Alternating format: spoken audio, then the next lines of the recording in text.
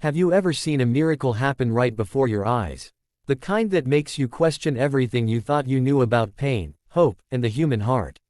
If you believe that some stories can change lives, stay with me until the end of this one, because what happened on a quiet runway one morning would leave an entire town speechless. And before we get there, make sure you hit that like button and subscribe, because stories like this, stories about second chances, love, and faith, deserve to be shared with the world. It began in a small town where people still waved from their porches, where everyone knew the judge, Robert, Bob Ellis, a man known for his stern face and quiet authority. But behind his courtroom confidence was a father's heartbreak. His only son, Liam, was born deaf. Bob had spent years taking him from one specialist to another, crossing states, spending fortunes, chasing hope that never came. His wife couldn't bear it anymore. She left 2 years after Liam's diagnosis. That left Bob and Liam, two broken hearts living in the same house, communicating through silence. Liam was 11 now, a sweet, bright boy who loved planes. Every morning, he'd press his face to his bedroom window and watch the small aircrafts take off from the local airfield down the road. He couldn't hear their engines roar, but he could feel the vibrations through the glass. It made him smile. Flying, to him, was freedom. Something beyond his silence. That's where Jack came in. Jack Turner was a single dad, a war veteran, and a man who'd seen more than most could bear. After losing his hearing partially from an explosion overseas, he returned home to raise his 8-year-old daughter, Emma. They lived modestly in a trailer by the airfield, and Jack spent his time restoring old planes and teaching aviation to anyone who'd listen. He'd learned to live with the constant ringing in his ears, but he never let it stop him from teaching others how to fly through fear, as he called it. One sunny afternoon, Bob drove Liam to the airfield after seeing a flyer about a kids' aviation day. Jack was hosting it for free. Bob thought it might be a good distraction, a way to give his boy a memory outside of doctors and silence. When they arrived, Jack greeted every kid with a smile, crouching to their level, talking about clouds, wings, and courage. But when he turned to Liam and realized the boy couldn't hear him, he paused, and something changed in his eyes. Jack didn't speak. Instead, he took a small notepad from his pocket and wrote, "Wanna fly?" Liam's eyes widened. He nodded. And that's how it began, a friendship built not through sound, but through feeling. Over the next few weeks, Bob found himself driving Liam to the hangar every evening. Jack taught him everything about planes, how they worked, how they moved, how air carried them up. Liam absorbed it all, watching, touching, feeling the hum of the engines through the metal. It was as if the boy could hear with his hands. Jack started calling him Little Pilot. But one night, Jack noticed something strange.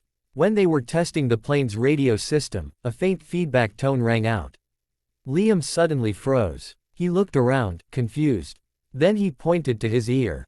Jack frowned. Could it be? He repeated the sound, a bit louder this time. Liam's eyes filled with tears. He was hearing something, faintly, but hearing. Jack didn't want to give false hope. He told Bob privately, but the judge brushed it off, saying, "We've been here before, Mr. Turner. Don't give him dreams that'll break him." But Jack couldn't shake the look in Liam's eyes. He believed something had changed, something no doctor could explain. So he did something no one expected. One Saturday morning, Jack invited Bob and Liam to the airfield for a special lesson. He had fixed up an old prop plane, cleaned it spotless, and painted the words, "Fly this," on its side, a phrase that had become his motto for facing fear.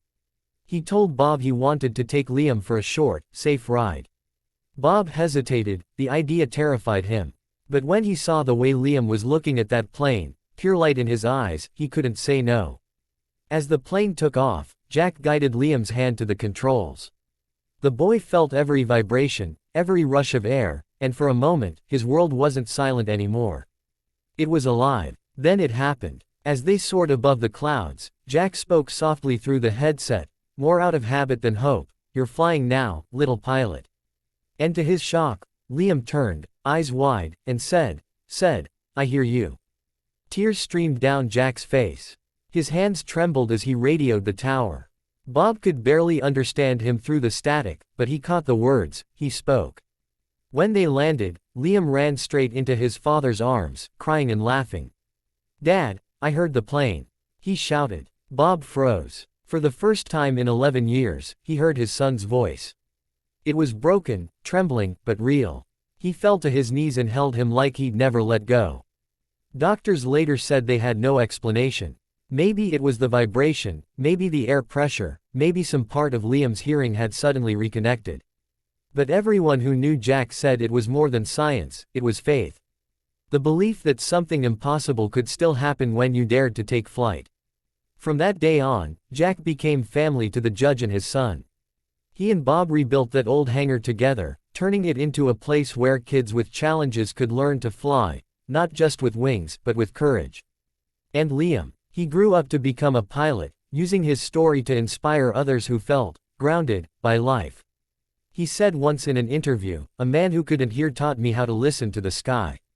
So if you've ever felt like your dreams are out of reach, remember this: sometimes you just have to fly this. Take that leap of faith, even when the odds are against you. Because miracles don't always come from heaven. Sometimes, they come from a single dad in a hangar, who believes a deaf boy can touch the sky. If that story moved you even a little, don't forget to like this video, share it with someone who needs a reminder to keep believing, and subscribe to the channel for more true stories that prove hope is still alive in this world. Because sometimes, one story can change everything.